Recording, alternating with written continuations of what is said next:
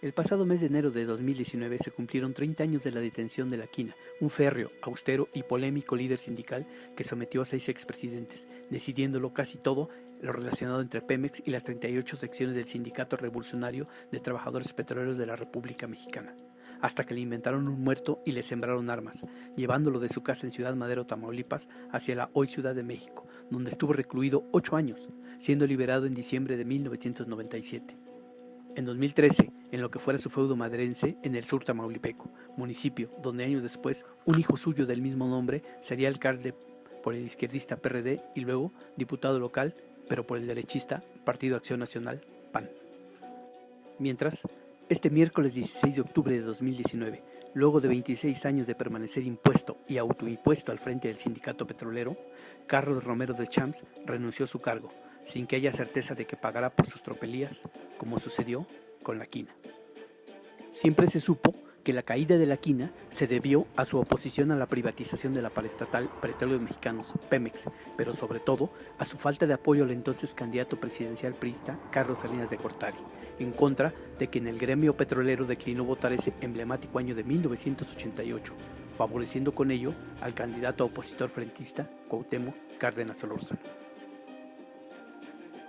7 años después, en prisión, visitamos a Joaquín Hernández Galicia, por lo que a continuación me centraré en contar la entrevista de La Quina, no como se publicó días después, sino en lo no publicado, cuando tuve la oportunidad de estar frente a ese personaje que aún en la cárcel nunca dejó de ejercer el poder. Era un soleado mediodía de octubre de 1996. A las puertas del Reclusorio Sur, en el anterior Distrito Federal, nos preparábamos el reportero Óscar Hinojosa y el de La Voz para entrevistar al expoderoso líder sindical petrolero Joaquín Hernández Galicia, mejor conocido como La Quina, quien 7 años antes había sido encarcelado por el vengativo expresidente Carlos Salinas de Gortari. Como tampoco en otros lados, en México no entra normalmente un fotoperiodista con cámara a un reclusorio, por lo que fue preciso armar un plan A y B para lograr las imágenes del personaje. El plan A consistía en mostrar mi cartera repleta de dinero proporcionado por mi periódico El Universal y me facilitaran ingresar una discreta cámara fotográfica de llavero. Lo narro de esta manera porque sin problema alguno, a diferencia mía, mi compañero Óscar Hinojosa penetró fácilmente, mientras yo, sin muchas palabras de por medio, mostré mi poderosa billetera al primer guardia, quien preguntó entre señas muy discretas la razón de mi visita, inventándole que yo iba a visitar a mi padrino don Joaquín y que sinceramente, como ya estaba muy viejito, deseaba retratarme con él. Como es de suponerse, el guardia no dejaba de mirar los billetes y titubeante al mismo tiempo observaba también la camarita. Repentinamente dijo: «No, esto no puede pasar de ninguna manera», procediendo a depositar mis cosas en un pequeño cajón y pasando a cachear mi cuerpo sin mucho detalle. En ese instante entraba en automático el distractivo plan B, que parecía funcionar y consistía en introducir un cartucho de 8 fotos Polaroid incrustado en mi pie derecho, que ya para entonces se me había ampulado, pero que supongo, por la adrenalina, impedía que yo sintiera dolor en ese momento. La revisión táctil corporal fue muy superficial y posteriormente con tinta invisible sellaron mi brazo metido dentro de una cajita de madera y me indicaron hacia dónde dirigirme. Pasada la aduana principal, un auténtico ejército de internos se desmedía en el largo pasillo por llevarme a lo que antes era un pequeño consultorio médico, habilitado como celda, donde el gobierno había decidido encerrar a La Quina. En la antesala de la apartada celda había una gran algarabía, risas, plática y música en torno a una cantidad de bisteces, aún crudos sobre una pequeña mesa. Por fin estaba frente a La Quina, quien inmediatamente me saludó, y luego de presentarme y darle los saludos que por mi persona le enviaba José Luis Villagrán, de allá de Ciudad Madero, él los agradeció y luego me preguntó si tenía conmigo el cartucho Polaroid. Le afirmé la pregunta y procedió a llamar a uno de sus muchachos para que sacara la cámara Polaroid de debajo de su camastro.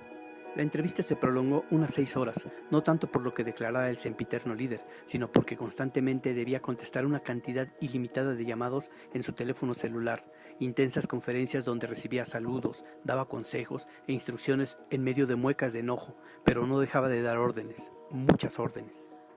Cuántas cabezas de ganado quedaban en tal o cual rancho, que si ya habían buscado a tal o cual personaje, que si el ahijado de quién sabe quién se había ido sin dejar rastro, que si pensaban movilizarse o no para presionar a alguien, que apoyaran a fulanito o que dejaran las cosas como estaban, en tal o cual sección petrolera, etcétera, etcétera.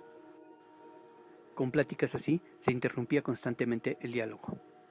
Horas después de iniciar la entrevista formal, un delicioso olor a carne asada empezó a inundarlo todo, quizá no solo la celda y su exterior, sino el reclusorio sur mismo. La quina nos invitaba a devorarla. No obstante, él se disculpaba de no hacerlo, pues como todo mundo sabía era vegetariano, lo que se podía constatar con las decenas de bolsitas de té colgadas en cualquier parte de la celda, e incluso mostrándonos un microhuerto exterior, señalando orgulloso cómo, hasta esa cárcel, él había llevado lo que tanta falta hacía a México: producir sus propios alimentos, tal como lo había hecho en su tiempo en todas las secciones petroleras del país.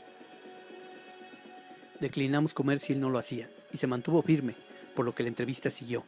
hasta que en determinado momento, al quedarme observando la fotografía de una estrellita y joven mujer pegada en la pared, él se percató, pidiéndome muy serio no tomar una foto de ella, aduciendo que eso sí le podría traer verdaderos problemas. Luego, poco antes de oscurecer, uno de sus chicos interrumpió intempestivamente a la celda, anunciando que el director del penal estaba por entrar, por lo que la quina me pidió guardar la cámara. Para no hacer sentir mal a nadie, dijo. Cuando el funcionario entró nos saludó con cortesía y tratando reiteradamente a la quina como jefe, le dijo que antes de despedirse del lugar quería preguntarle si no se le ofrecía algo, a lo que el líder petrolero respondió negativamente, retirándose del lugar el diligente funcionario de origen jalisciense. Llegaba la noche, concluía la entrevista a la quina en el reclusorio sur con su condena moral contra Carlos Salinas de Gortari, su esperanza de salir pronto de prisión y la tristeza y coraje por la traición de sus sucesores, entre ellos el profesor Sebastián Guzmán Cabrera y desde luego también la de Carles Romero de Champs, también la de su aliado Salvador Chava Barragán. Me pidió ver las fotografías, me las devolvió igual que el saludo para José Luis Villagrán. Nos despedimos y volvimos a cruzar el largo pasillo para recoger nuestras pertenencias. Todo estaba en orden, no faltaba un solo peso en mi billetera.